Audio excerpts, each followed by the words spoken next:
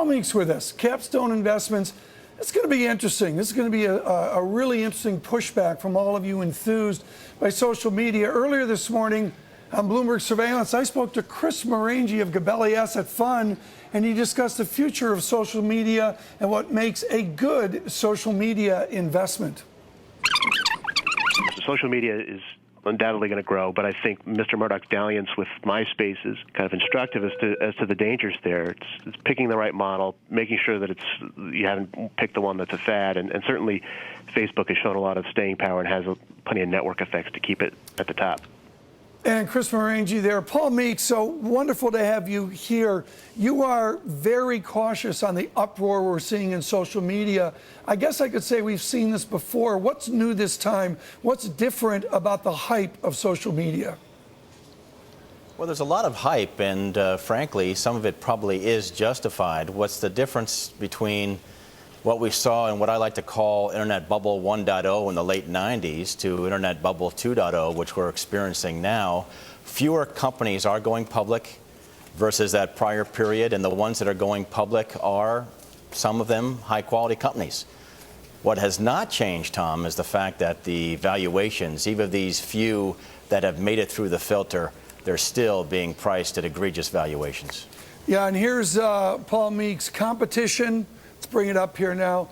Price isn't the only risk. Competition, every company has it, but LinkedIn's peers may be particularly aggressive because some are desperate and almost all are well-funded. I mean, this shows, Paul, the game theory here. How high are the barrier to entries to social media?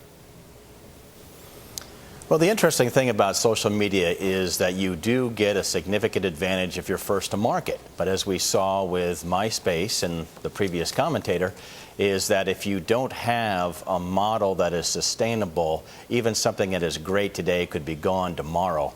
What I worry about with LinkedIn is that the fastest growing part of their business, which is hiring solution, which is essentially feet on the street that call on companies and try to collect fees, and hopefully those companies use LinkedIn's database to recruit employees. The more employees you hire, the more fixed costs that you have, and their biggest business, hiring solutions, which is going to grow the fastest, so it's going to become even bigger, is a business in which it has a lot of non-internet, non-scalability type of characteristics, Paul, which makes it not a great business model. I want to come back, Paul, and talk about your accounting, which I think is really important. But one of the distinctions here is they're releasing a very small amount of shares and a small amount of the ownership of the company. Give us your thoughts on that strategy. Is it ethical? Is it appropriate? Is it a way to keep the valuation up? I don't necessarily know if I disagree with what the investment bankers and the companies are doing, because investment bankers are hired to squeeze the highest particular valuation. However, in the case of something like LinkedIn and Pandora Media, what they do is they only float 9 or 10% of the company, so it makes it very, very difficult going forward to inexpensively or even expensively borrow the shares to short them, or even buy put options to bet against the stock. So it is a trick. No comment if it's ethical or not, but it does keep the stock at an inflated valuation because the shorts sometimes just can't play with it. Paul Meeks with us from Capstone. Let's talk accounting here, Paul. There's GAAP, and we learned 10, 12, 13 years ago that we could do things other than GAAP. So there's non-GAAP, there's cash flow, there's free cash flow. There's a new thing called adjusted EBITDA, which these firms, these social media firms, are insisting upon. What is adjusted EBITDA? Well, adjusted EBITDA is supposed to be some surrogate for cash flow, but what they add back to that are things like stock-based compensation, which with any Silicon Valley company, that is not a variable expense. That's a fixed expense because they always pay it, and maybe charges added back for acquisition-related items. This really takes the margins to a different place. Here's the quote from Paul Meeks in his story. And whether you agree or disagree with this, my guess is Corey disagrees with me on this at Bloomberg West. This is a doozy. Frankly, it's potentially the most worrisome one. Happened to Gap. generally accepted accounting principles. We'd even reluctantly settle for pro forma earnings. What is original about the accounting at LinkedIn and Pandora versus what we saw 11 or 12 years ago? Well, these companies, I do think, will squeeze out some profitability over time. 10, 11, 12 years ago, in Internet Bubble 1.0, as I like to call it, we had companies that were going public that had business plans that really gave you no target at all for earnings or cash flow.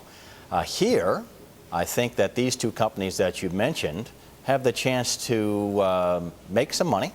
They actually have some very interesting things about their franchises, but still the prices that they're being valued and the prices that they're coming public at are just way by a multitude overextended for any type of fundamental scenarios that I can even see to be particularly optimistic. When is a when? When would you suggest that in an earnings call or in that press release at a 4 p.m. afternoon, we will begin to be disappointed? When do we see that?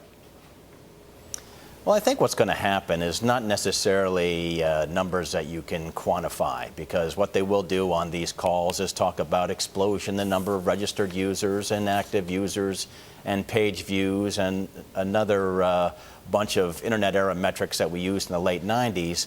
What will happen, I think, Tom, to knock these stocks down is something much more qualitative, which is evidence on some front that somebody has a mousetrap that is either as good or better, or if one of the big boys, a la Google or Facebook or some of the others, essentially have a plan to disintermediate them, and so they no longer will serve as a gatekeeper to something like a Pandora or LinkedIn. So I think it's going to be the admission of a qualitative business type issue, not necessarily anything that's numeric related. What has been the response of the companies to your very cautious assessment, to your sell recommendations on LinkedIn?